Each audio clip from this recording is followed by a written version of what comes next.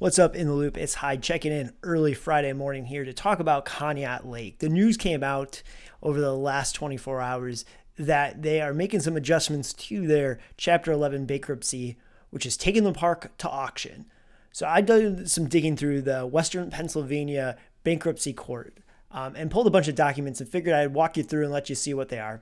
You have to pay money to see them, so figured I'd show you them here. So this is a filing from a couple weeks ago.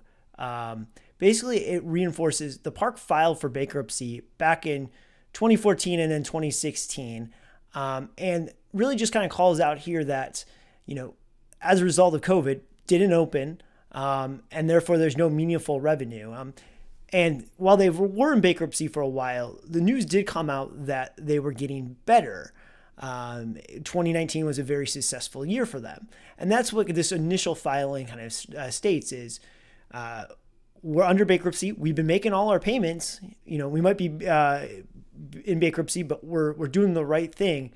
And then this filing kind of came out and said, hey, we're not making a lot of money right now. We can no longer make those payments. So therefore, on the 21st, they filed a motion with the Western District of Pennsylvania Bankruptcy Court here.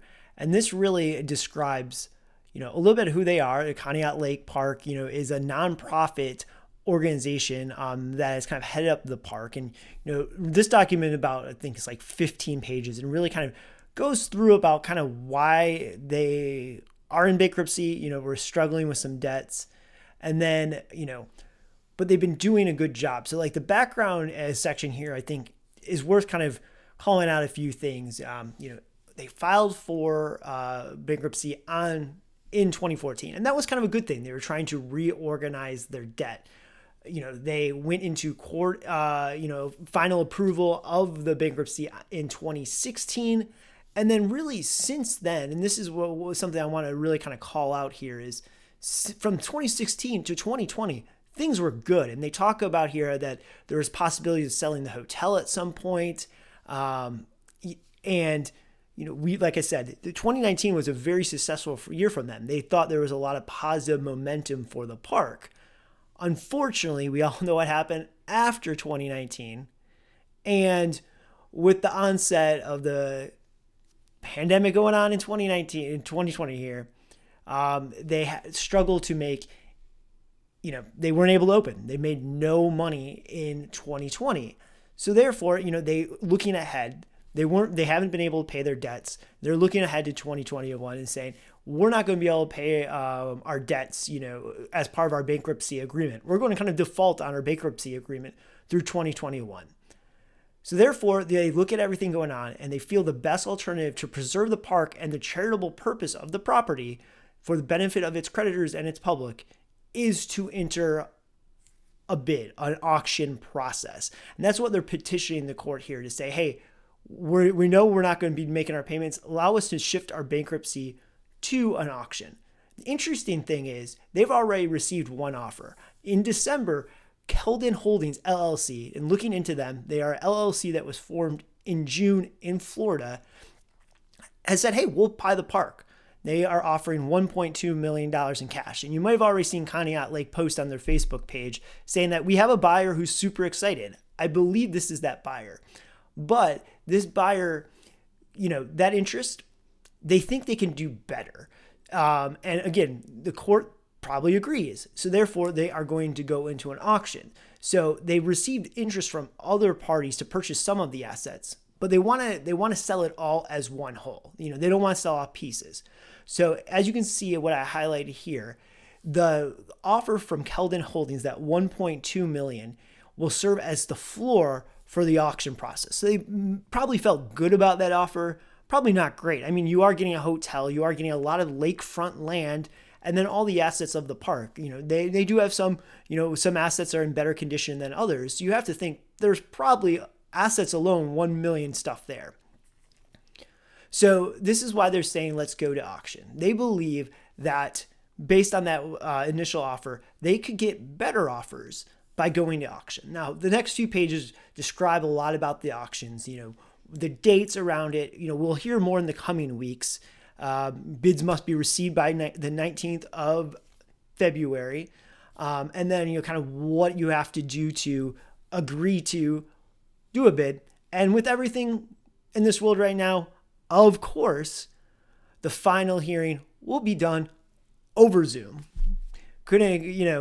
What else would you expect right now? So we should know a lot more by early March. Now, a lot of it here is just, legal kind of mumbo jumbo, nothing really that I know much about, or that, from what I could tell reading these documents, give any clarity on the future of the park or what they're exactly looking for. This, just says, what you'll own if you buy it, what you're agreeing to, and a lot more about the bidding process. And again, this document is being filed with the court to get the court to agree to allow them to move to this auction approach. They're petitioning the court saying, we feel in the best interest of us not being able to move forward with our payments,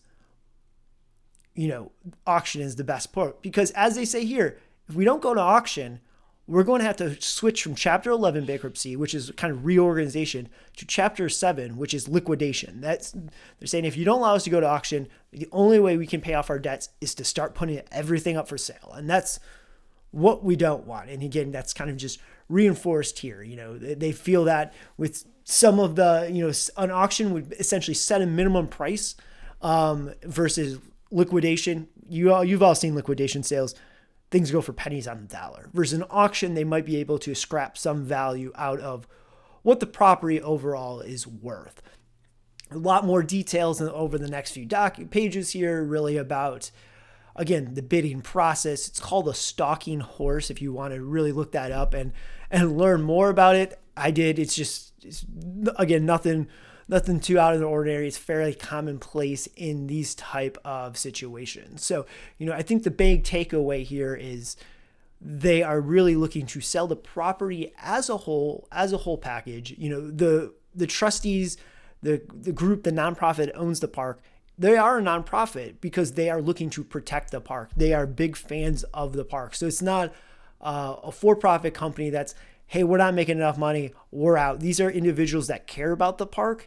And, I think by if you read between some of the lines on this document, it's really clear that they're hoping to set up this auction in a way that it encourages someone to buy the property as a whole. Now this last document here is, I believe from the looks of it, it is the purchase sale agreement that the Keldon group filed. It is for the 1.2 million price point, and very similar, if you ever bought a house, condo, or anything like that, if you bought any kind of real estate, very similar to those lengthy documents you have to sign on closing day. So again, not a lot of details here to really take away about the park. Basically, again, if you ever bought a piece of property, what day you have to close, how you close, what money you have to put in escrow, all that. But there are a couple pieces of the puzzle here that I think are worth sharing in this document. But, it just also kind of interesting. I wanted to showcase this because not every day you get to pull back the curtain on what it takes to actually buy a theme park. We hear, Six Flags buys this park, Six Flags buys that, or Cedar Fair buys that. You don't really know what that means. And it's kind of interesting to see that it's, for the most part, it's fairly, very similar to when you're buying a house. You buy the land, you buy the property, there's a closing date, you have escrow, just a lot more money than probably any of our houses. So a couple things here on, just contingency and, the broker and, but this is where I wanted to kind of showcase some stuff is the business assets piece. So like I said, they want to sell everything as a whole. You can see water system, amusement park, water park, hotel, boat dock, campground, contracts, intangible assets, the name, the phone number, the name, you then own the rights to the name Conneaut Lake Park. You'd also get all the, the really important marketing pieces, the mailing list, the customer list, the vendors, basically saying, we're going to give you basically our filing cabinets of information for you to use to set you up for success with this. The other piece I think is worth calling out with, and this is where it could be a good benefit for the park overall, even though it sounds a little crazy right now. By going this approach, whoever buys it, as stated in the liability section here, all the previous debt, crazy thing about bankruptcy, all the previous debt is then erased. The new person does not have any liability or obligation to the previous debts. So if you walked in, you paid your 1.2 or whatever the auction price might be, I assume it will be a little bit higher than that, if not much higher. You don't owe any money then. You owe money to your bank if you took out a loan, but if you had 1.2 million in cash from winning the lotto, you walked in and bought this, there's not going to be someone knocking on your door and saying, hey, they never paid us from that thing 3 years ago. You need to pay up. This kind of makes it free and clear for you. So that's a look at Conneaut Lake Park. Very much a fluid situation here. We'll see what happens. We'll keep it posted. I'll keep looking at court documents and see if anything comes out over the next 2 or 3 months here. It is end of January.